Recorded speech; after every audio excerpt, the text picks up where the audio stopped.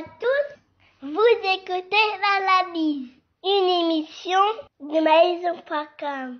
Retombé. Bonjour à tous, ici Paris, je suis Kerwin Maïso.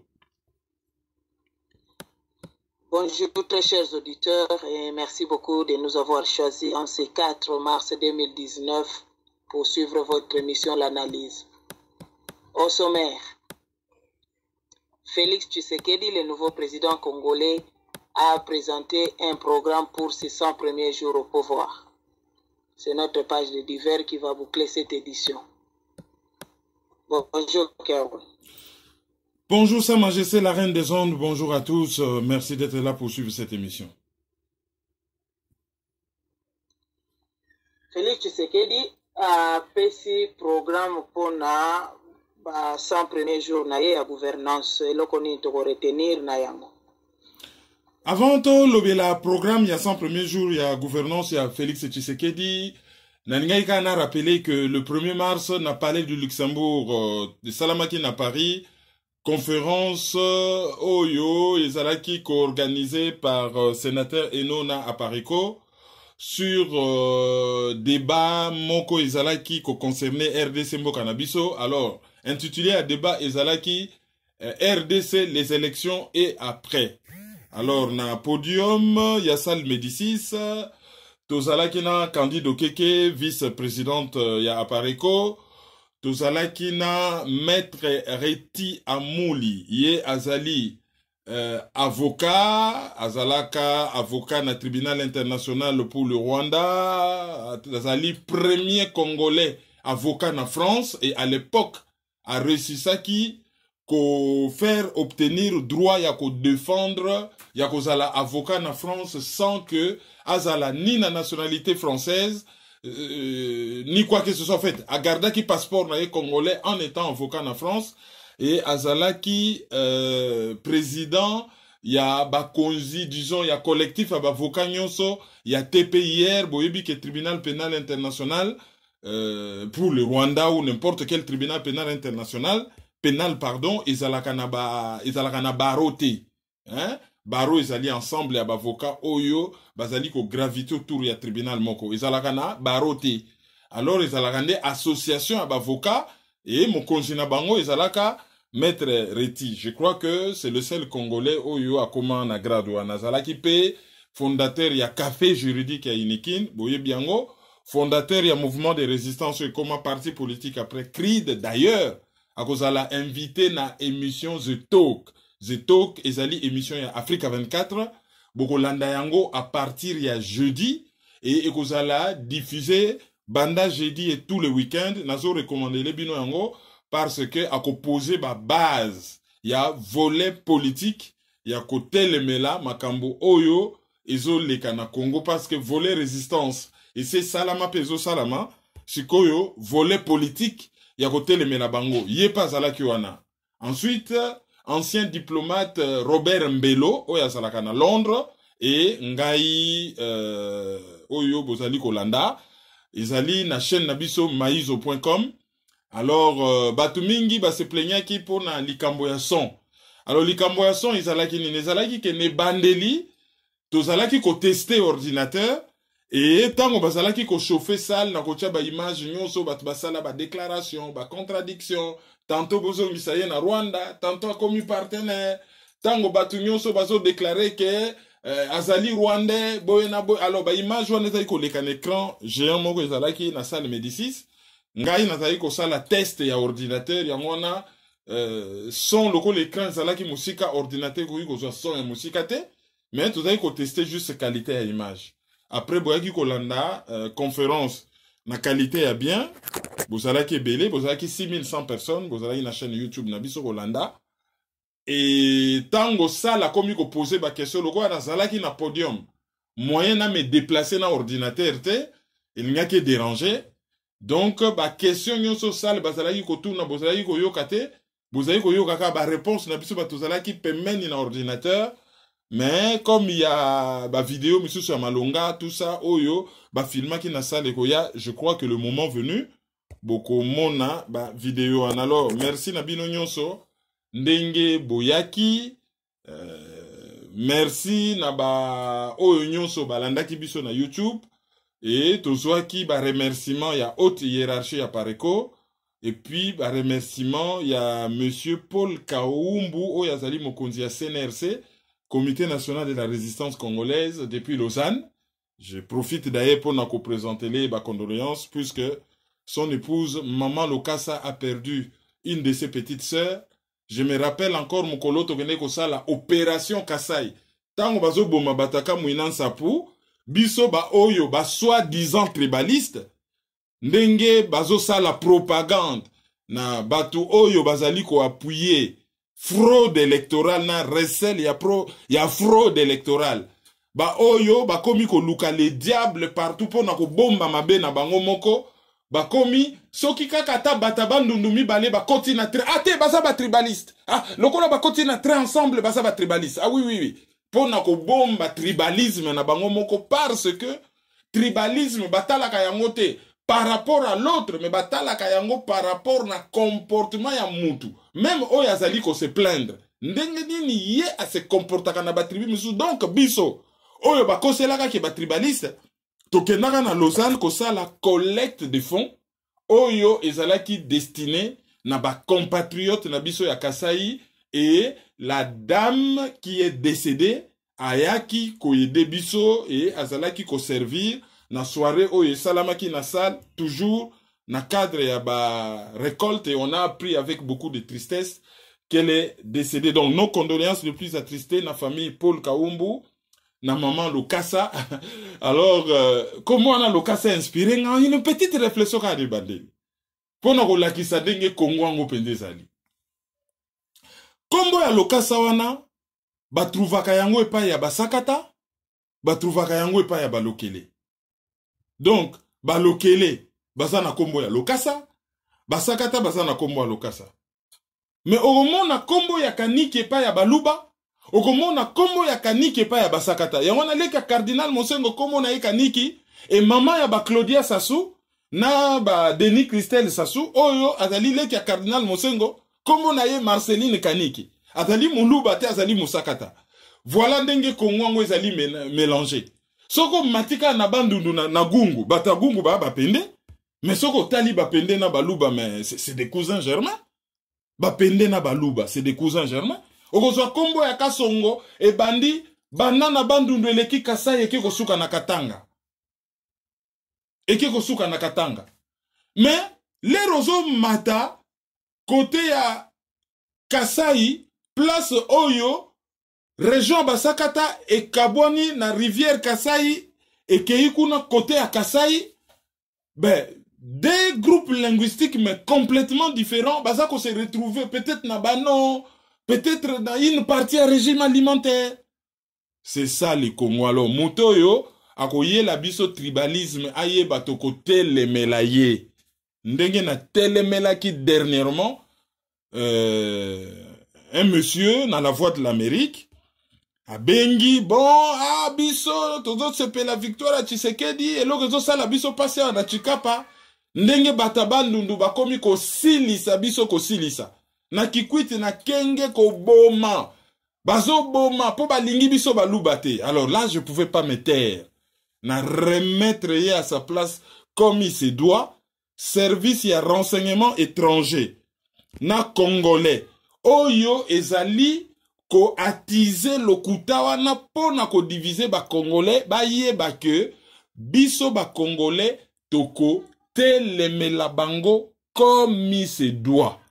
Et moi, ba message na ba pseudo. Au monde ba lati ba pseudo. Ba saka na ba kombo malongate. Photo ezalaka na profil te. Ba sawa na kaka ko distribuer ba buzoba. Soki to lobito sale la bango suka na nketa ba profil Facebook wana. Okomona bato bazali payer pona ko sala subversion. Mais toko trouver les bino méthode. Yako affaiblir propagande na bino et yako mettre bino hors circuit. Maloba omboka yo pona ko répéter que surtout ne la kinga ne bandeli. Peut-être que ba web auditeur ba bosani yango pona pesa e yano na motuna na yo ya liboso.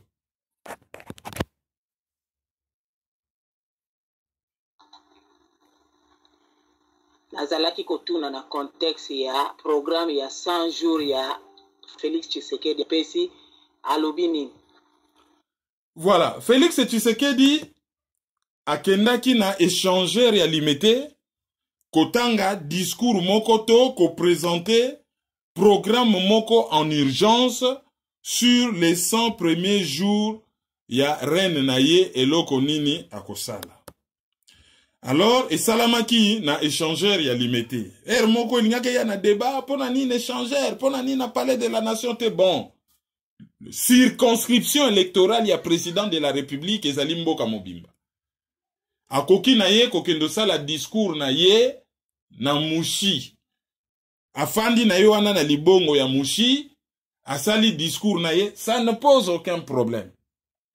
Akoki kokendo kosala yango na ngandajika, to aye na ye na kutu devant bar Ibofa, ake kosala meeting na ye, ce n'est pas un problème. Oh, aleki na bulungu, oh, na bon coin na bulungu, devant bar, soki bel kali, soki wapi na bulungu, ake kosala discours na ye, ça ne pose aucun problème. Tout comme, ako kene na ye na Kazamba kuna na Kikwit derrière l'aéroport, asali discours na ye, ça ne pose aucun problème. Donc, le fait qu'Asala qui a limité, ce n'est pas ça un problème. Wana tozali déjà na ko décrypter discours wana par rapport na forme. Tout mona ki aye tango akomi toyoka ki banzembo kili. Il y avait deux catégories en nzembo. Banzembo oyo ezalaki ko rappeler ye kazan environnement moko hostile, c'est-à-dire ke ngbende wana ya fandeli ya bokonzi ezali ya yete. Ezali ngbende oyo ba yibeliye na alias Joseph Kabila e ba pesiye ngbende oyo moto mosusu a longaki yango ezali Martin Fayulu. Donc ezaki na ba chanson oyo est commis quand même assez populaire et oyo ba yembelaki. Wana première catégorie ya banzembo. Deuxième catégorie ya banzembo ezali banzembo oyo base. Ayembelaki batu ya PPRD ba partenaire na bango. Bango moko bazo bengango ko sepelisa. Imaginez-vous que bata PPRD batiki ba véhicule na kati ya motel fikine po batika ba véhicule na bango na sécurité.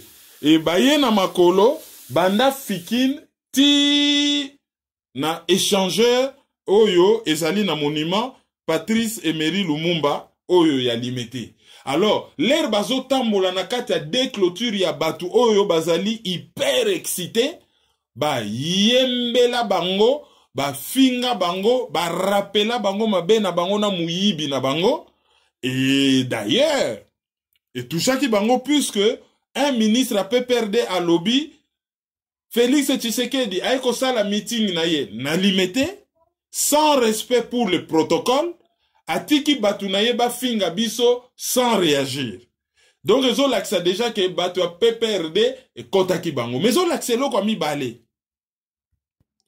Félix Tshisekedi oyo a prétenda qu'il era kitaki ba accord à Genève ka yokola ayoke la ka base. Mais message à munene yango wana ye batu wana ba komi batu na ye. Ba komi ba partenaire na ye. Mais population base na ye ba lingi bango te, ba yembeli bango toutes sortes ya banzembo ya mabe, ba lingi bango te, mais ye alobi ba komi ba partenaire na ye. Mais eloko ya misatu, ba yemba kinzembo moko ba lobi kamere koche ndenge ba yembelaka ibenge tango azalaki ko réaliser ba exploit en tant que entraîneur ya Vita Club, na en tant que entraîneur ya Léopard. Bon, message wana. Ezo la kisake base. Ba bosani mabe nyonso oyo kamere asala. Ba qualificatif nyonso ba reprochaka ye. Fourbe, caméréon, boye na boye. Tout ça, ba bosani, me ba komi kokumisa ye. Mais ezo tinda message ya mabe. Kamere oyo, asilisa ba étude na ye na prénom, anniversaire na ye zalaki lobi. Asilisa ba étude na ye na prénom dans un pays où les prénoms chrétiens étaient interdits. Donc, atangaka na nationalité nini, aye la batu preuve que a récupéré nationalité congolaise. Pona a lobaka au nom des Congolais. Donc, les baso yemba, Kamere coaché. C'est-à-dire que Kamere azali coach à Félix Tshisekedi, yem tazo coaché en tant que directeur de cabinet. A contrariori, el ngi koloba que Félix Tshisekedi azali novice a yebi rien, azali incompétent, et il a besoin d'un coach. Or, bakena koyeko la musala na présidence de la République te. Bazalaka na besoin d'un coach de la présidence de la République te. On a besoin de conseillers. On a besoin d'une équipe. Mais le président de la République, il n'a pas besoin de coach parce que au-dessus de lui, il n'y a personne. L'air bazo yemba Kamere coaché. Bat bazo sepe là, mais message subliminal. Message ya kobomba na nasima, ezali ke azali incompétent et coach na ye ezali Kamere. Wana eloko ya liboso, il fallait que toloba par rapport na forme. Eloko ya suka faut toloba par rapport na forme. Ezali que soko tali comportement ya Félix Tshisekedi. Chilombo. Pour ce to benge Chilombo kombo tata na ya pesa ye. Ya! Kombo ya lokumu ya Tshisekedi bolingi bo fandela ya! Allez, insulte bimi. Alors, eloko oyo to remarqué et pas ya Félix Tshisekedi wa Mulumba Etienne. Ezali que ti lelo oyo azali na campagne électorale. Azali na campagne électorale. Yomona boyokaki na Namibie, je ne serai pas un président protocolaire. Autrement dit, je ne serai pas un président qui gouverne mais qui ne règne pas. Na futur, hein, je ne serai pas. Donc, autrement dit, Sikoyo, aza conscient que azali président Oyo, asimbi yenda, mais azo kumba mutukate. C'est-à-dire, président Oyo, azo gouverner, mais azo regnete. Ko gouverner, gouvernail, ko simba yenda. Ko gouverner. Mais tango yo simbi yenda. Soki yo motoza na fongola ya moteur te pona moteur e banda kotindika mutuka to maswa liboso pona yo banda kosalela yenda. Donc ozali président oyo azali ko gouverner mais azali ko régner te. Mais ye moko alobi yango na fiti alobi je ne serai pas un président qui gouverne mais qui ne règne pas. Ah bon? Nous on croyait qu'il est déjà président. Donc akokoma yango na futur ou andimi que siko naza président mais protocolaire, Bizimungu, à part le fait qu'azali pétain, hein, Bizimungu, batimisu batuni Bizimungu azanani. Tango Paul Kagame basali génocide, basali guerre civile et aboutir na génocide. Pone bimate ke, batuti basala ki guerre, bazui pouvoir, asali nini, ye abombani na kan ya mulindi, akamati, Rwanda moko ya utu, kombo na ye Pasteur Bizimungu. Pasteur eza prenom na ye neti Jean-Jacques et tout ça. Pasteur te oyo, ya mokenge limpate, me kombo na ye Pasteur Bizimungu. Bakamati utu wana ya bwana bacheye. E ye moko Kagame ami bombani ministre de la défense, me ye mutazali ko diriger na sima. Mukologa Bizimungu alingaka kosola laksaneta alinga comme indépendant ale Kagame bwaki ye na boloko. Ye moko a mateli ngwende ya bokonzi direct nanko a fandeli yango. Donc ce lobby que Félix Tshilombo azali le Bizimungu congolais, c'est-à-dire aka Joseph Kabila a simbi pouvoir na sima et Félix Tshisekedi a fandi liboso loko la gilet par balle na ye, loko la par avant, ye mutu azo défendre, ye mutu azo zwa ba choc nyonso, ye moko alias Joseph Kabila a bombani na sima to lobaka Bizimungu. Et ce lobby pétain, botalaka na histoire. Il y a Première Guerre mondiale, Deuxième Guerre mondiale. Première Guerre mondiale, Pétain, héros de la guerre, ba Koumisaya en France à sala d'exploit. Deuxième Guerre mondiale, ba Allemand ba ye, au lieu que bango moko ba diriger penda donc occupation penda ya kanayi penda boye, ba kamati Maréchal Pétain, ba komisie mokonzi, a sali gouvernement de Vichy. Vichy zali mboka moko eza na France. Allez, l'air a sali gouvernement a ke kocha capital na Vichy. Yango na gouvernement na iba benga yango gouvernement de vigile. Donc, ce qu'on a dit Félix Tshisekedi, à part le fait que Azali président protocolaire, le fait où Azali au fait corroboré, c'est-à-dire les autres monde na sous ma casse na mis sur bateau, na comportement na ye. Azali en campagne électorale. Na kosala. Na kozala. Autrement dit, loko zala. Te président Oyo. Azo gouverner kakate mais azo régner pe. Donc autrement dit, sikoyo ozana no bizimungu. Yemoko a lobby yango. Et tango aye ko koma wana.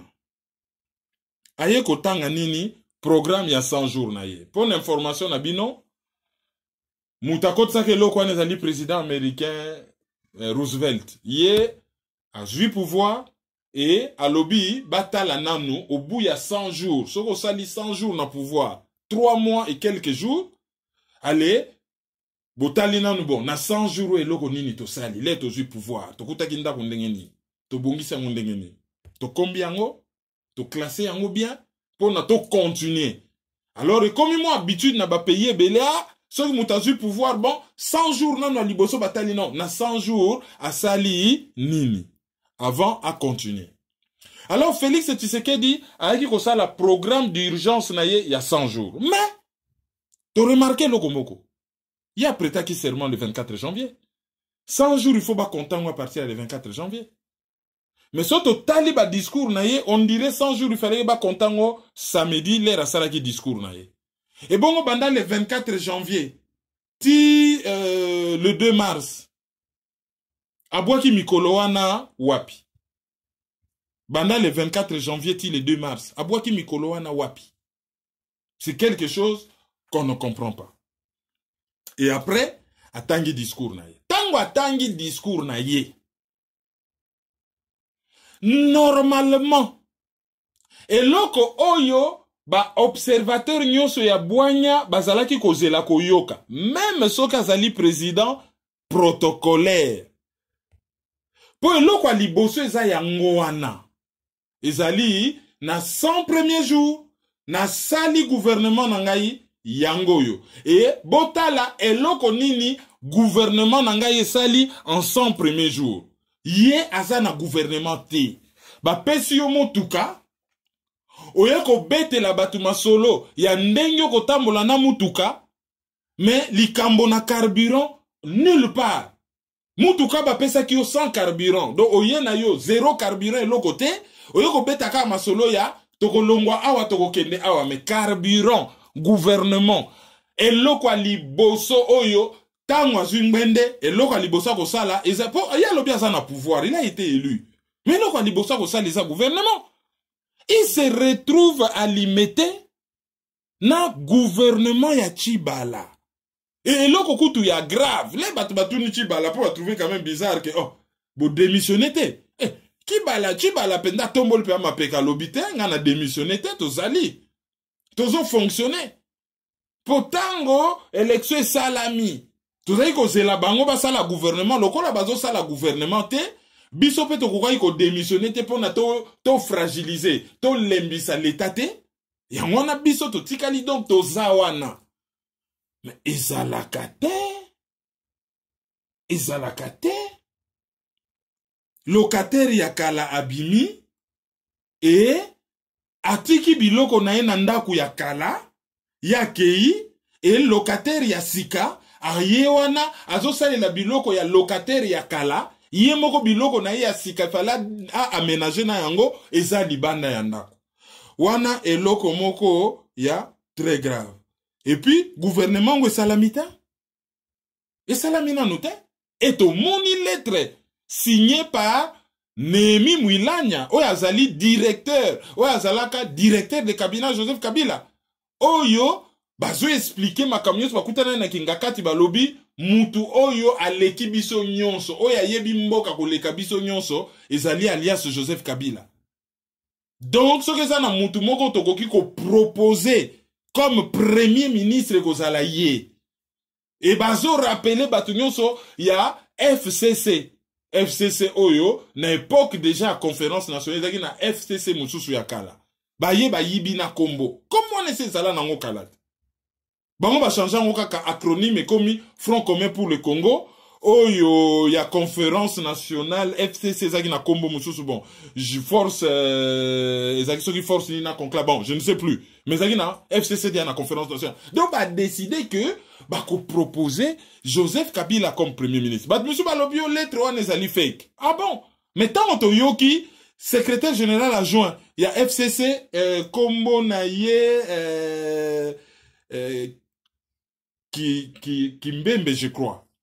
Na Top Congo FM, azo confirmant que ekozala mabete que Joseph Kabila ndenge babenga kaye azala candidat na bango comme premier ministre. Alors, imaginez-vous peuple congolais à quelle élection en masse pour na batuwa na batambola.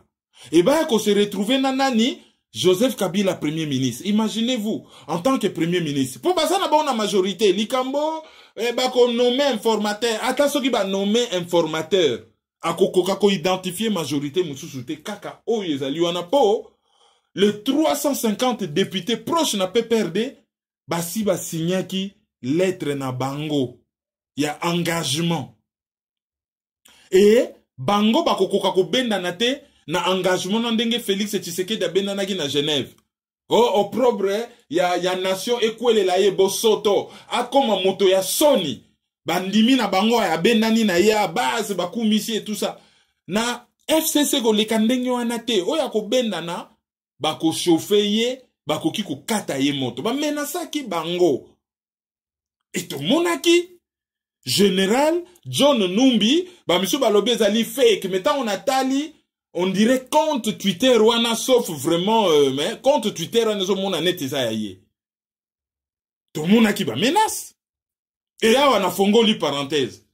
Les razo rappeler Félix Tshisekedi que so ki ba salité ba na ba accord ndenge ba yokanaki bango ba ko rendre mboka wana ingouvernable. Et président de la République azali chef suprême ya armée, un général de l'armée qui ose tenir des discours politiques en 10 minutes. Azali, bo longoli epete e bo boaki ye na wele. Bo uti ko inauguré Luzumu ale bo boaki ye na Luzumu.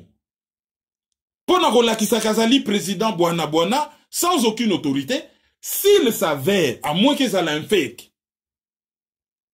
Mais s'il s'avère qu'Alobaki yango, lui qui doit être apolitique, yekutu mutifa kanga munokopo, azali soupçonné na liwa Tchebeya. Floribert Tchebeya, azalaki invité par ye. Aya na bureau na ye vivant, habillement mort. Yena bazana. C'est aussi simple que ça. Oh, kobaluka te. O invitaki mutu, ayaki. L'invitation na yo. Akoti na bureau na yo vivant. Et abimi na bureau na yo akufi. Donc, azana responsabilité quelque part. Donc, tenir ce genre de propos sans qu'il y ait des réactions, ezali ko étonné bato. Alors, to songela, to kanga parenthèse, to songele loko, to zalaki kolobela, par rapport na Félix Tshisekedi.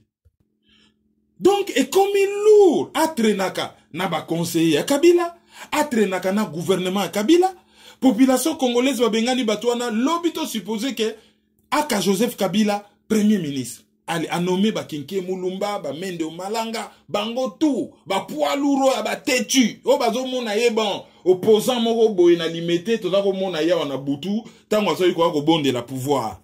Ba auto c'est même pas la réunion des ministres. Ba ko décider pe ba olobiseti, ba fani na table wana, bazo solo la ye ba olobiseti. Ce qui pas lingité ba créer crise politique. Et ce qui pas sakani, ba enclencher ba mécanisme nyonso pour na congrès et se réunir, c'est-à-dire Assemblée nationale, na Sénat et se réunir pour ba destituer. Donc ba luki ba moyen moko penda ba bengani na pouvoir. Tala où peut nous mener la fraude électorale et puis la trahison de tout un peuple. Donc azo traîner na batouana. Après asali discours na ye. Programme moko ya 304 millions de dollars. Alors mbonge ko uta wapi. Bon. Explication technique et banaki nango, hein, et ça peut fournir, ça tient la route. Bako sala, o babengaka collectif budgétaire. Ça dit, c'est possible sali budget. Budget ezali programme oyo to, mobeko oyo, e kalikilaka mbongo nyonso oyo boko kotisa, na oyo nyonso boko salela. Ndenge mboke vivaka wana bolobi na mbula mobimba. Mpako eko kotisa autant. diamant ekokotisa autant, or ekokotisa autant, coltan ekokotisa autant. Et puis oyezo zanga tokodefa kuna na Banque mondiale ton à Fonds monétaire international. Banque mondiale les alliés, Banque internationale pour la reconstruction et le développement, siège nango izali na Washington. Et Banque Wanapo, ezana mutatuna kibiso question na analyse de kerwin@gmail.com. Eh ba benga yango ba institution à Bretton Woods. Avant basala yango réunion moko salamaki na Zamba teme. Bretton Woods, mboka oyo ezali pene na Zamba oyo babenga kombo Bretton na côté Washington. Basalaki Fonds monétaire international pour na makamunyo se tali finance et oyo bandako financer ba pays en difficulté. Banque mondiale nezali Banque internationale pour la reconstruction et le développement bangonde ba financaka ba projet ya développement. Hein bango le bamboka après ba guerre bamboka ebele ba comment qui fragiliser bazaki na besoin bambongo soko za na besoin ya financement pour na ba projet ya développement mingi bazali kotala o ba bengi Banque mondiale.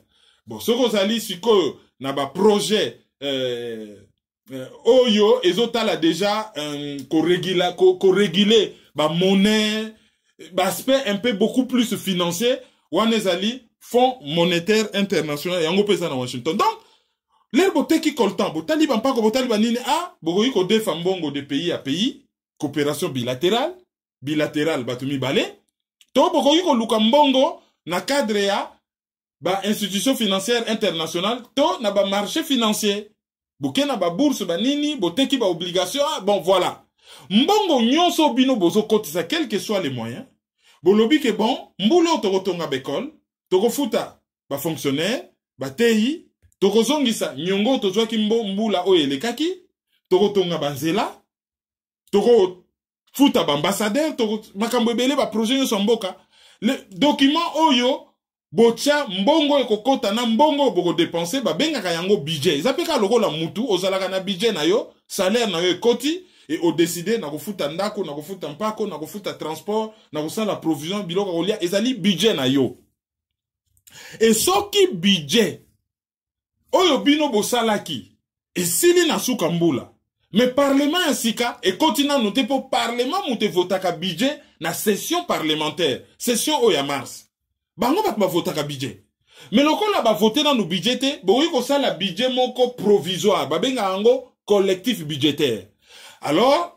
techniquement les razolo ba 309 millions go uta wapi bon ba ko sala collectif budgétaire ça c'est pas un problème et basali ba programme na ye akotonga banzela ako réhabiliter bekol ako sala boye ba pont ba nini kitoko abengi ba société privée pe ba ko sala ba discours ba ko s'engager publiquement ke ngai société boye na ko sala boye ngai société boye na ko sala boye to moni ba société neti ba forest ba ko kabela bango ba projet na ba Congo bon bango na ba Dan Getler ba soupçonna bango pe mo makambo ebele. Il fallait banquette pe ça la mais bon pesi bango ba projet perenko pe zo sala ya pe projet ya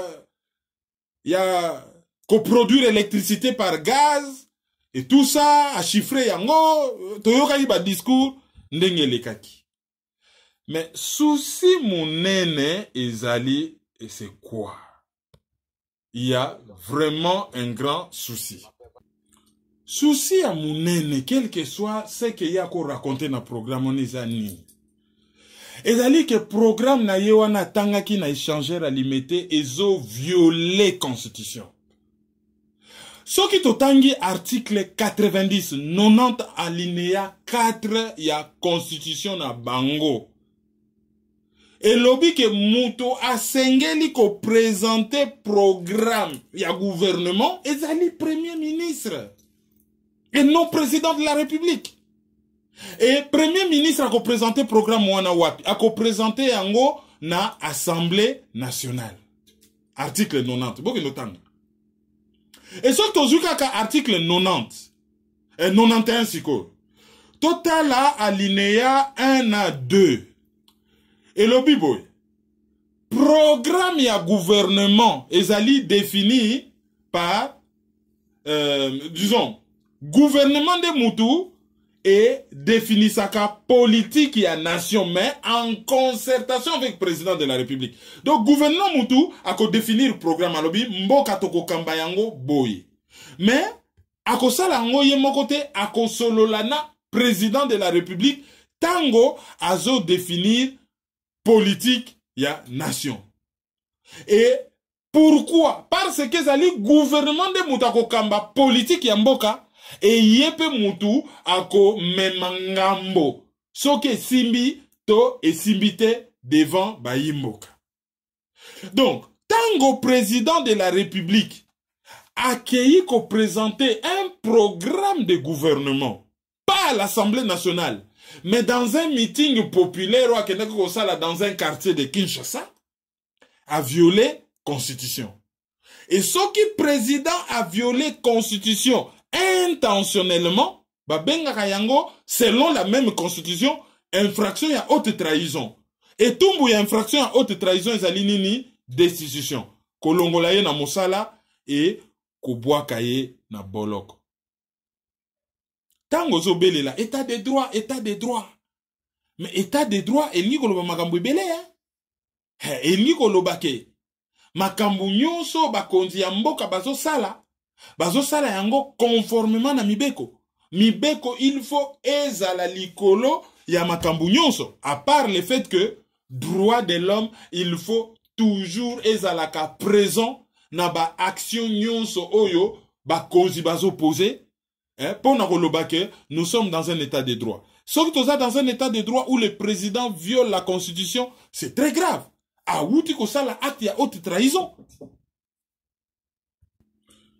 Après, si ko tango totali pe programme ango, il y a à boire et à manger. À lobby, à kobimisa, ba prisonnier politique oyo, procès na bango ezali déjà coulé sous forme de l'autorité de la chose jugée. Enyo loba nini? Enyo loba ke soki ba sambisi yo. Osali ba recours. Osilisi ba recours. Kosamba na yo ekomi na suka. Ke bakoki kozongela yango te. Babengaka yango ke procès na yo, to jugement na yo elati autorité de la chose jugée. Ekomi na bokonzi oyo ya likambo basi bakati bakoki kosimba yango lisusu te. Pona soki ezalaka bongo te mengaki ezala osambi na mutu osepeli te osali recours ye pa sepeli te ye pa sali recours yo po osepeli te oloko sala lisu recours soki pe boza na mbongo bozo futa bavoka 15 ans bosalaka ba recours okolemba yango basalaka balobi te soki bosali recours pena bakati yango pena mbala ya suka elati ki bokonzi ya likambo basi bakati mutu akoki kozongela yango lisusu te. Alors bato wana ako pesa bango grâce présidentielle. Toyebite, azo penser peut-être na ba Dio Mindongala, ba Franck Diongo et tout ça. Alors, akosa la peignon soke, batu oyo bazali libanda ya mboka comme ba réfugié politique, baya kozonga, baya ko travailler na mboka. Je pense que azo kanisa Moïse Katumbi, toyebite, ya kendaka na poto traitement, akendaka traitement, abimaka na ye normal, il n'avait pas de problème. Akendaka traitement, toyoki kyo akoma réfugié. Bon, c'est bien. Akoma réfugié, ya kosala tout, batuana ba kozonga. Mais ye azali na pareil sécuritaire na maboko te. Sécurité ya batuana. Ye mutu ako garantir yango. Journaliste mon ambandaka ya radio soki sara. Agena ko couvrir manifestation opposition. Baba qui est une année de prison, $200 d'amende. Tolandia on a pourquoi na RFI, journaliste en danger, a sali communiqué. Côté aka mouinan sapu, ba utai ko boma batu. Banda koti pouvoir na beni ba bomi batu. Est-ce que sécurité zongi? Yaza na pareil sécuritaire na maboko. Azo zo ba décision de justice, azo promettre, et na meeting politique, aiko fandi sabata magistrature. Même ceux qui, ministre de la justice, donc par ricochet, premier ministre et président, bazali ba konzi ya parquet. Mais certaines réunions, et yaka kosalamaka, na cadre ya ba réunion technique, ou bien na cadre ya ba réunion politique en public, magistrature ba eko fanda wana bazako se salir. Et c'était une réunion à caractère politique. Bango bazako sala nini wana. Affiché bwe batutu bazo mona bango. Bazalaki ko sala nini wana. Oyo nyonso kaka violation à constitution, amateurisme. A défini ça comme Mouta Gozala, ministre de la Justice en Afrique du Sud. C'était bien beau cette définition. Mais à appliquer yango. Promesse de campagne, ceux qui n'a côté loko à liboso, d'ako kangaba boloko clandestin. Et zo oume là. État de droit, à prêcher par l'exemple. Yé à côté, déclaration de patrimoine na yé to yé bi angote. Obligation constitutionnelle. Nga mon aloba ki analyse passé na lobby na yoka kike a présenta ki déclaration à patrimoine na yé et pas ya na cour constitutionnelle. Mais il faut pas rendre yango public. Bon mengo na yé za nini et a joie ki yango nege nini. Oko zalaka kate ki oza 100 musala onga na za na 4 millions de dollars. Oui mais yo salaka te mbonge uti wapi. Et Nenge Joseph Kabila Bimi, alias Joseph Kabila, donc Hippolyte Kanambe, il faudrait yépe à refaire déclaration de patrimoine naye. Et l'obata syndicat de Kolo a tweeté à lobby, ayaki kakana une paire de bottes yamboula. Mais lelo oyo, a komina ferma kingakati, a komina asombi ndako oyo nenga lobby a groupe Lito Moboti. Abana ko touché salaire ya président de la République banda 2001-2018. Mais, botala ba pri ya babiloko wana. Il faut déclaration du patrimoine à l'entrée, il faut ça là on a sorti, ba yeba. Mbongo na ye e wuti wapi. Na moni kutu déclaration bazolo ba ya luzolo bambi, ba fake news et comité le belé qu'on fait attention. Nandimite ka loba kio à cause de Joseph Kabila RDC perd de 499 milliards de dollars en 18 ans. Je ne suis pas sûr qu'il a dit. Même ceux qui RDC perd de mbongo e belé. Mais naza sûreté que luzolo bambia lobakian. Donc, état de droit, Moutakoti, déclaration de patrimoine. Le peuple, Oyo Azali, censé l'avoir élu, a yébité, tant Oya Koti Nangbende Azalaki na combien. Et il ne suffit pas, Olobakio, Wana Biloko Nangambon, il faut justifier pe. Que Wutaki Wapi, Mbonge Wutaki Wapi. Biloko Yoyo Zako Sala Nini, Biloko Yewuti Wapi. Comme ça, Moukoloro Bima, ba yebi ke okotaki na biloko boye, obimi na biloko boye. Wana kutu, tozo mona clarté déjà sur ces dossiers, et tozo mona clarté sur prédécesseur na ye. Po yé illégalement a prometa qui est impunité. Mais impunité, y compris na ba crime de guerre, ba crime contre l'humanité, oyo ezalaka imprescriptible, oyo ezalaka na ba immunité te.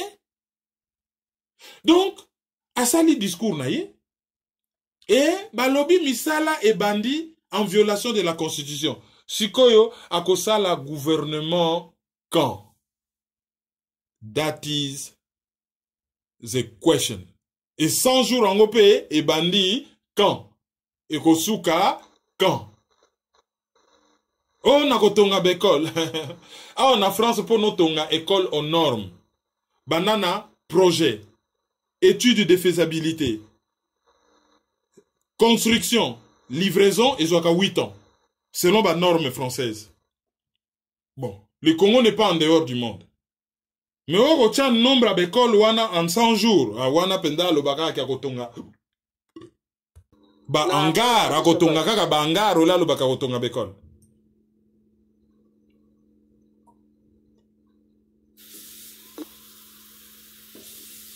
Les qui n'a page na biso ba d'hiver on a 3 jours il y a deuil national ya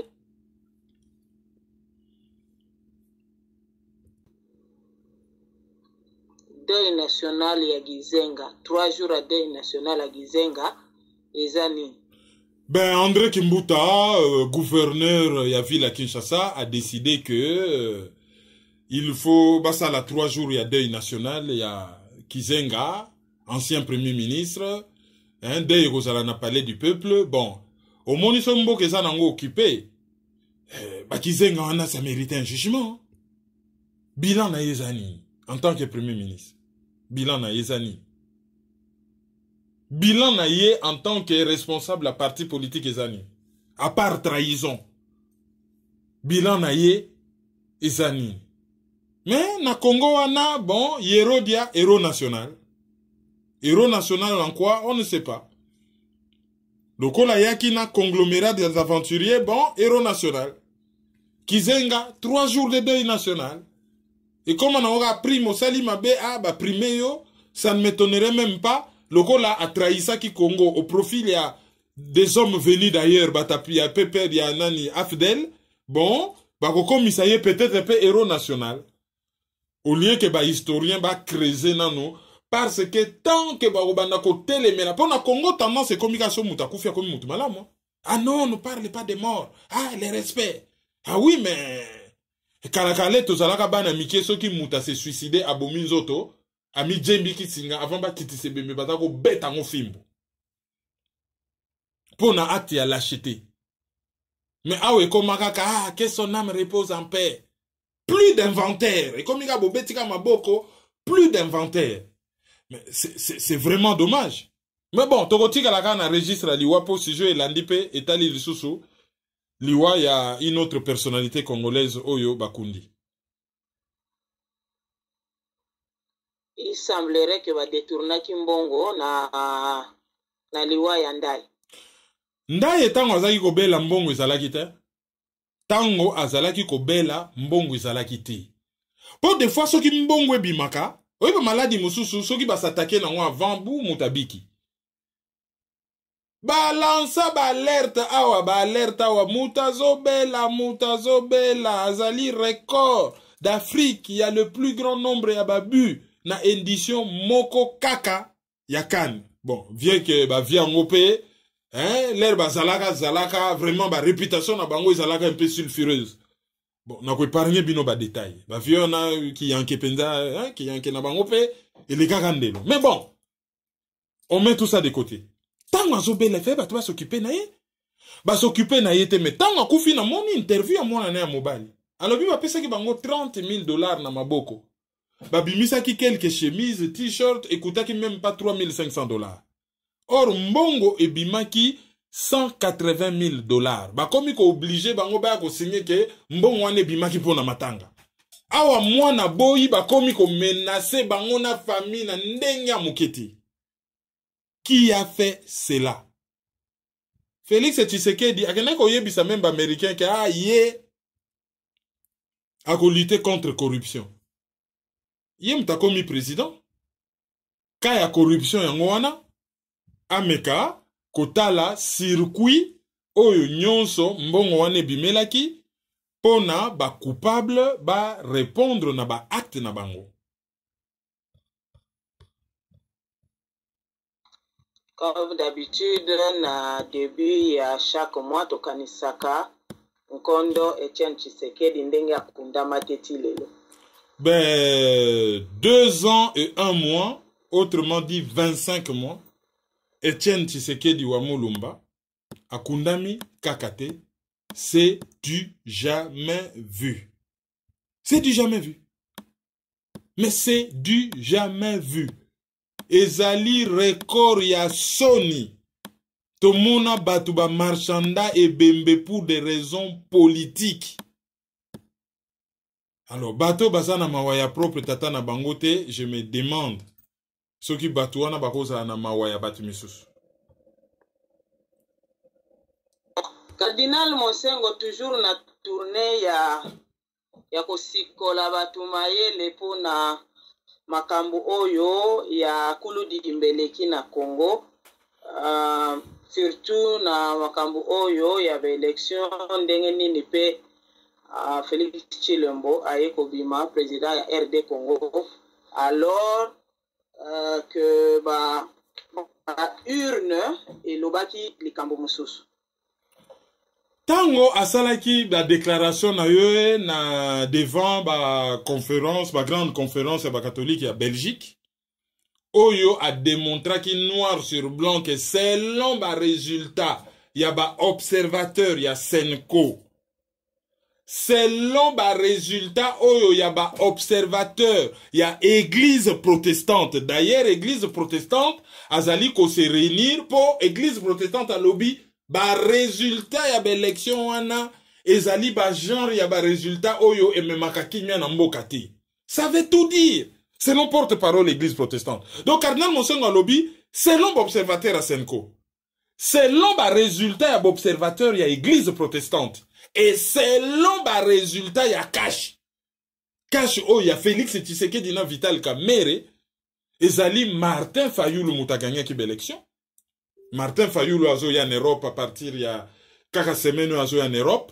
A joué ça la tournée.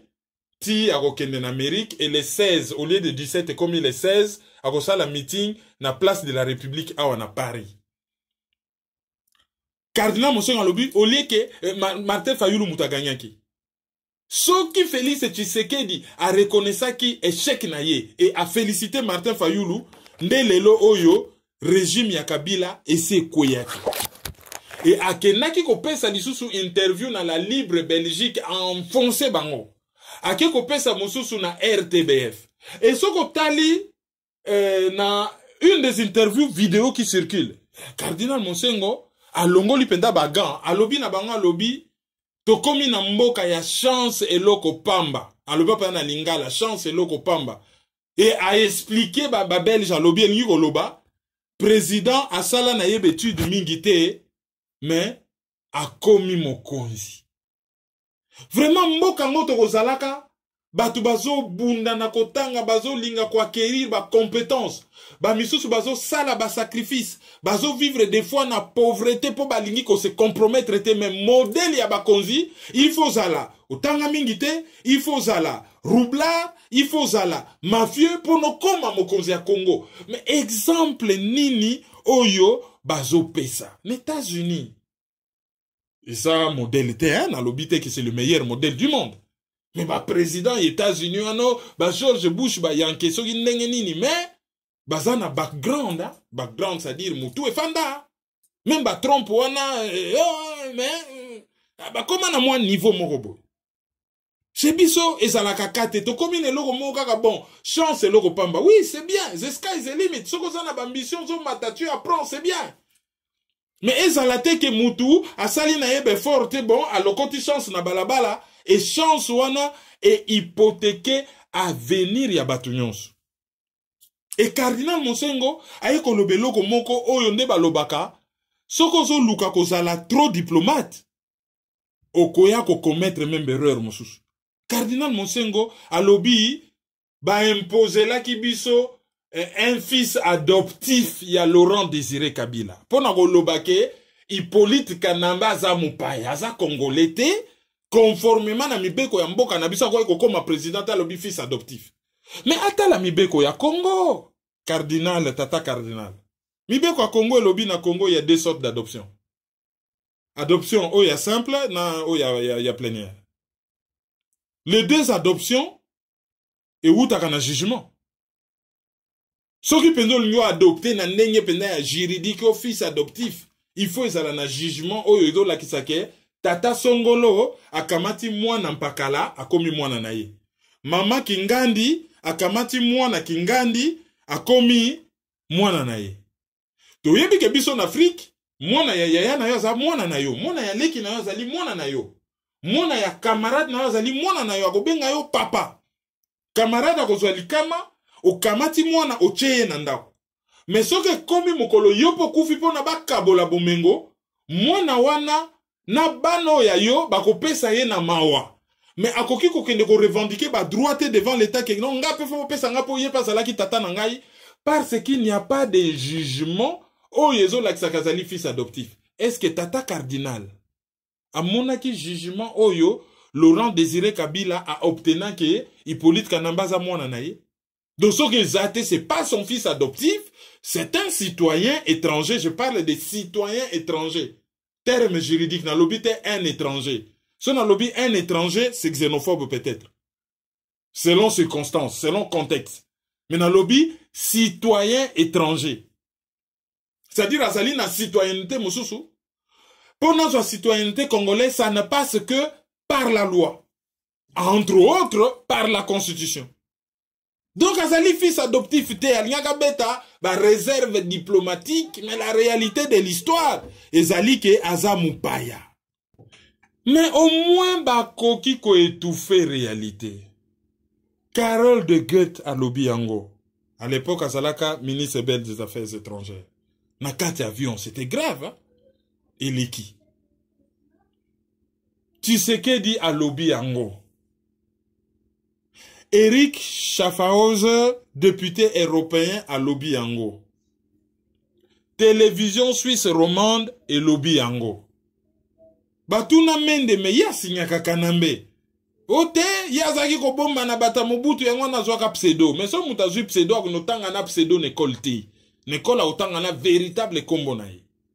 Et oko signer na pseudo te oza oblizo tcha kombo na kata signature. Asignaka na ye kanambe et elekaka na yango. Et batu ba finir par kombo na yango normal. Alors, yemoga mituna pourquoi tant de haine? Pourquoi batu balingaka yete? Mais batu balingaka yete bilan est catastrophique. 10 millions de morts. Violation grave des droits de l'homme. Ba charnier. Ba massacre. Ba assassinat. Ba disparition. Ba violation grave des droits de l'homme. Humiliation sur le plan diplomatique, sur le plan international. Ki yanke yamabe. Humiliation vis-à-vis na ba Rwandais. Kara, ba benga na ba Congolais na Angola na Congo Brazza. Kara, ba boma ba Congolais. Kara. Désorganisation armée. Violation à constitution. Biloko wana nyonso ezo salake bazo yinaye. Nyonso wana ezo salake bazo yinaye. Lelo oyo abendani to moni ebimi. Abendana pendana $680 000. Bat bazali impayé musika ye ba pesi ye complet mutu ya mbongo. Ba solde de tout compte na ikaka na mois de février. Abendani na $680 000. Et muto ya remplacé ye impunité totale. Ye muta lingaka na ye impérialiste c'était communication comme munene pona nini po bako yambaye bientôt aux États-Unis. Bon, Kadhafi ba yambaye na Paris babomaye. Hein? Lumumba ba yambaye aux États-Unis puis babomaye après. Donc aucun aux États-Unis ça ne veut rien dire. Bon, ba évoquer qu'on a Peter Pan oyo azali secrétaire d'État adjoint chargé de l'Afrique et une analyse mon coup de les cas qui là j'ouvre vraiment une grande parenthèse. Toloba qui que bon to se focalisa qui kaka na mukana oyoye a publié qui disons article oyo a publié qui na New York Times oyo avec koloba ke Congo eleki munene pona ko gérer ngo bien faut ba balkaniza ngo eloko wana e kangama ye lokola sonzo moyen elongwate. Alors l'autre fois tozala qui na discussion scientifique pas discussion et échange avec Eric Moulalou et na me rappelé na makambaloba ki l'émission to sala ki na ye sur Peter Pan. Lettre audio diffusée oya alobelaki Félix Tshisekedi. Et ce qui Hollandi lettre audio diffusée wana bien na belement mususu okomona que Peter Pan a évolué ma casse. Pourquoi? Parce que d'abord azali vietnamien donc quelqu'un oya botami na sud. Atanga pe on a Paris, donc ayebi français, mais Afrique ayebi à travers la France. Donc ça n'a pas connaissance moko pointu.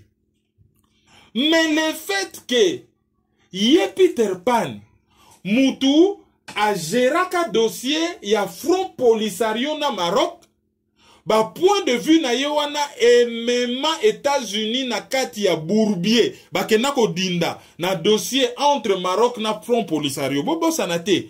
Premier pays africain et établissa ba relation diplomatique na États-Unis et Zali Maroc. Na Afrika wa pays à kalo ya banda ba kopne États-Unis et joua rôle moko important bat baye bagate et Zali à la fois en Atlantique na Méditerranée et Zali en contact avec l'Afrique mais en contact avec l'Europe. Pays moko très important c'est le Maroc.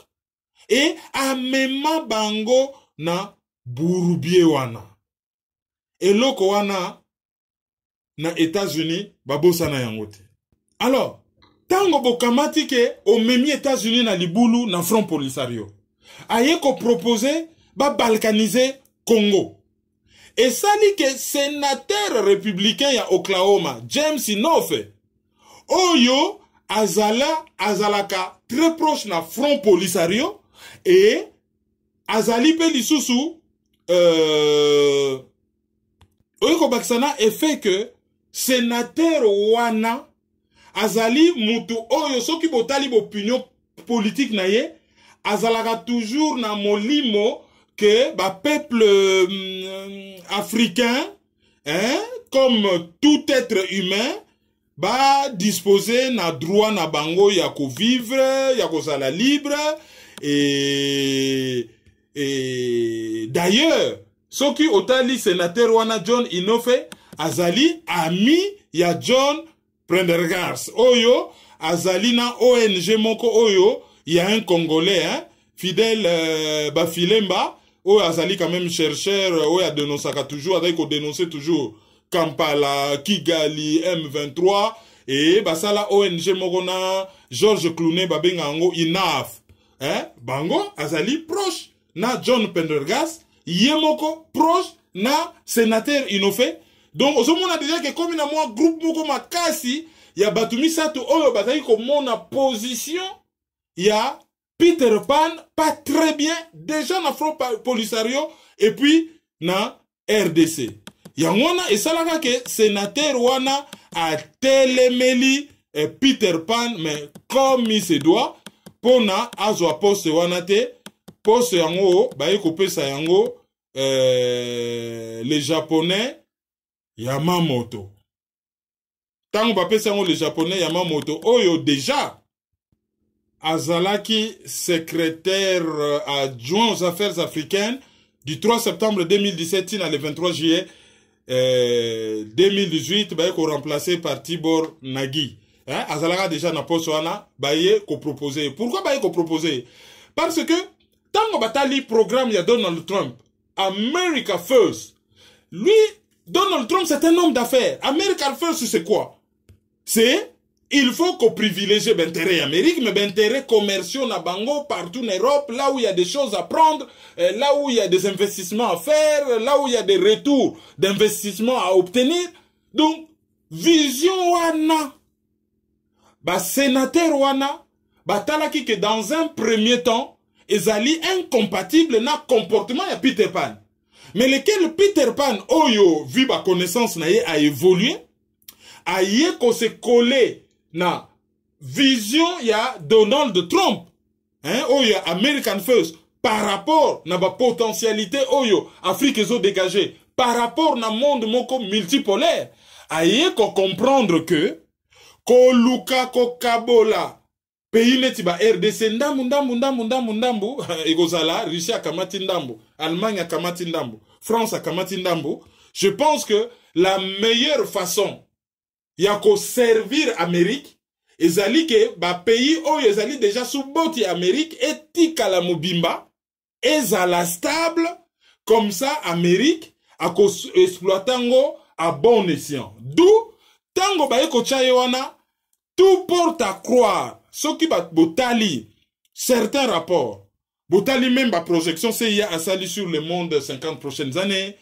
botali ba rapport misusu bokomona que tout porte à croire que Peter Pan a évolué, a abandonné l'idée, il y a balkanisation, a commis qu'on réfléchir comment qu'on garantir l'intérêt à l'Amérique dans le monde moko oyezo comment de plus en plus multipolaire et cette évolution on a et que ça là que sénateur Inofe a zoté le melaye lisusuté et baye ko proposer les postes wana loko la biso ba congolais tozo luka ba allié to lobite ke o muta kwa ko sala boulot na place na biso tozo luka ko identifier mutu nyonso oyo azo kota en contact na dossier RDC azanini azo penser nini a uta wapi a komi wapi faiblesse na eza nini azo évoluer ndenge nini et qu'est-ce qu'on peut tirer de lui. Je pense que contrairement à l'analyse passée na salaki Peter Pan azali mutu mon côté oyo tokobanga ye lisusu nde tozali kobangela ye kala na makanisi azalaki nango, il y a de fortes chances ya ko croire que il a évolué au vu des éléments oyo tokoki ko fournir bino en 5 minutes te.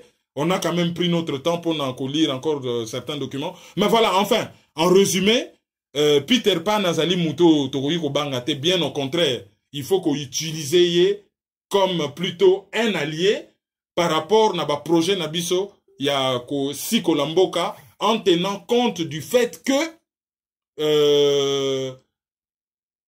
projet na biso faisait la partenariat win-win, gagnant-gagnant. Bobo sanate, boke nous landa émission professeur Yalengi. Nzokande États-Unis moboti ya Congo. Titre wana kaka. Nzokande États-Unis moboti ya Congo na chaîne YouTube nangayi. Beaucoup apprendre makambo ebele. Congo wana ya munene, ce n'est pas le roi des Belges. C'est un pays qui a été créé par les États-Unis. Et monaka pays wana lokola et loko ya ye. Et loko ya ye. Alors, qu'est-ce qu'on peut tirer comme intérêt par rapport à la situation wana? C'est ça la grande question. Avant de passer à l'auditeur du jour, nako banda ko signaler pe nouvelle oyo en tout cas FESPACO oezali festival ya cinéma africain oyo salamaka chaque année na Burkina Faso et salamaki année oyo et zalaki cinquantenaire hein, et film oyo ezui et talon d'or oyo ezali le plus grand prix ya festival africain ezali film ya cinéaste rwandais azana 33 ans. Titre nango The Mercy of the Jungle, la miséricorde de la jungle, pardon, il y a Joël Karekezi. Alors Yemutu a remporté les talons d'or, hein, les talons d'or de Yenenga, na 26e FESPACO. Alors prix à interprétation et pas ya compatriote nabiso. Compatriote nabiso Marc Zinga, oyo asa tourna na les rayures du zèbre, Deep Fan. Et Azala qui même pressenti a tourné, sauf erreur de ma part, dans un de James Bond, je ne sais même pas ce qui a tourné, qui donc il y a pris à interprétation masculine. Alors, pourquoi je vous parle de ces films? Je vous parle de ces films parce que Ezali, film Moko Oyo et Salami na Kivu et Tem Nango Ezali deuxième guerre du Congo en 1998. Alors, film Wana Ezali qu'on racontait dérive, il y a 2 soldats rwandais oyo bazala qui perdu na jungle ya Congo. Alors lena okaki interview il y a Yemoko Joël Karekezi azolobake, ce n'est pas un film de l'agression d'un pays contre un autre, mais ezali film oyo ezali ko traiter sur psychologie. Il y a ba soldats na jungle tango bazo bunda hein, cette guerre sans fin. Alors, Yemonko Joël Karekezi a collé dans le camp de réfugiés après génocide rwandais en 1984, hein, donc à vivre dans le camp de réfugiés na Congo et à ça la film wana ba remettre prix wana devant Paul Kagame. Alors, nga Nathalie dans nos films mais la seule chose que je crains ezali baya ko banaliser à travers film wana ba longola responsabilité à Rwanda na agression ya Congo. Même s'il y avait des puissances anglo-saxonnes, film wana ezalate film moko oyo ezo transmettre un message politique. Parce qu'il y a quand même quelque chose de suspect. Na cinquantenaire oyo ya FESPACO, pays invité, le pays à l'honneur ezalaki Rwanda. Paul Kagame azalaki wana. Et comme par hasard, c'est un cinéaste rwandais, il est jeune, hein, à l'obit qu'il a appris sur l'état de 33 ans. Bon, sa jeunesse n'a rien à voir dans l'histoire, mais comme par hasard, c'est un cinéaste rwandais qui gagne dans un film qui traite de la guerre. Oyo pays na bango et ya mené na Congo, hein, babi maneti ba victime, ba soldat rwandais wana, en tout cas le peu que j'ai vu na bande annonce, bazali neti ba victime ya nini, hein, ba les plus grandes victimes, ezali ba population congolaise. Bah, les plus grandes victimes, ezali bateau bazali derrière cette guerre, bah, les plus grandes victimes, bazali ba victime oyo Paul Kagame azosala. Donc Tokota la film wana avec attention. Et une fois que total yango avec attention, ceux qui ezo faire passer un message politique, ceux qui prient wana ba pesa ki yango pour faire plaisir à l'Hitler africain, biso ba congolais, toko relever, toko dénoncer, toko kende na basal, toko protester, toko lukate ba clair. Ce que ça nango, oh, toto ça les a peut-être procès d'intention. Ok, mais ya culpa. Mais ce qui, totali film on avec attention que ça un message politique, toko manquer ko relever yango te. D'autant plus que on a quand même un canal assez puissant notre compatriote Marc Zinga. Je sais qu'aux dernières nouvelles, Azaïko habitait en Belgique. Je pense que tout ça, déjà, dans Bakano, il y a discussion, qu'on essaye, qu'on yéba, ce qui se passe. Alors, avant de passer dans l'auditeur du jour, Nangaïna a présenté nos condoléances les plus attristées, na papa André Mbidia Mambou, il y a Rennes, Oyo, Azali membre, il y a CCDP, Azali Molongani, il y a maman Gertrude, Oyo, couple Moko, Azali, très connu na Rennes, parce que papa André a perdu de konaye, yaya na ya mobali na Kinshasa, na kombo ya Passingoma, je crois c'est Marcel Passingoma, je vais voir. Ndekone ya mobali oyo bakokundaye le 9 mars Omboka Kinshasa et Matanga Awana Rennes, bo contacter famille Bayebani Makasi. Je crois que programme Ekopesa Melabino, s'il y a vraiment un programme spécifique na Rennes, d'ici le 9, analyse Moussou Segozala, Tokopesa Bino, toutes les précisions. Donc, tous allez présenter nos condoléances les plus attristées na papa André Mbidia Mambou, na maman Gertrude, où y a perdre beau-frère naye, pour na liwa ya papa Daniel Passi Ngoma. Daniel Passi Ngoma, grand frère ya papa André. Voilà, Malobombo Kayo. Auditeur du jour. Auditeur du jour, Nabiso Aliboso, Ezali Marie-Sylvie Okakodonja. Auditeur Nabiso Yami Bale, Ezali Deborah Ngalula. Yami Satou, Ezali MJ Mimosa. Yami Nei, Ezali Mim Mas, Ye Azali dans l'île. Voilà un pseudo, hein. Tu utilises pseudo na Ye. Ezali Mim Mas. Et Yami Tano. Ezali papa Jonathan Minga. Jonathan Minga, Ye Azali na Houston, na Texas. Ba le reste, toko récupérer bino na analyse oikoya. Na malobana nde to clôturer analyse lelo. Merci mingi to mona mikolo koya. Au revoir. Merci mingi bolanda biso na ba bisika oyo nyonso bomesana kolanda biso Congo Éveil Radio par exemple, et puis boyebi ba téléphone na biso 0033 758 469 414. Bokoki kolanda biso na non bokoki pe ko benga biso na WhatsApp 0033 763 55 38 46. PayPal na biso ezali maizo@hotmail.com. Merci mingi, au revoir. C'est Dadadi. Merci beaucoup. Merci beaucoup.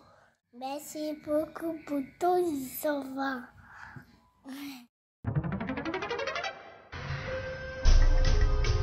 Yo, petit à petit, Kerwin implique Banakin. Tout à ici, tout à par là, tout à autant. Tous les mille qu'on fout là. Peuple congolais. Yo, qui n'a le tout à colocataire? Où les amis colocataires? Qui n'a le tout à colocataire? Où les amis colocataires? Qui n'a le tout à colocataire? Où les amis colocataires? Qui n'a le tout à colocataire? Où les amis colocataires? Donc c'est soutenir. Il faut donc lutter pour une nouvelle société. Mais pour la lutter, il faut que ça ait arme, il y a vérité, il y a justice. Totika lokuta, totika l'hypocrisie. Mboka ezoki na pasi, mboka ezoki na sans position, ba génération na biso bezo kufa, ezoki na okufa sans position, sans solution. Mais nous vivons dans les pays un temps de confusion, d'obscurité, de désespoir. Mais nous savons qu'au plus profond de la nuit, l'aurore pointe déjà à l'horizon. Analyse sur la liste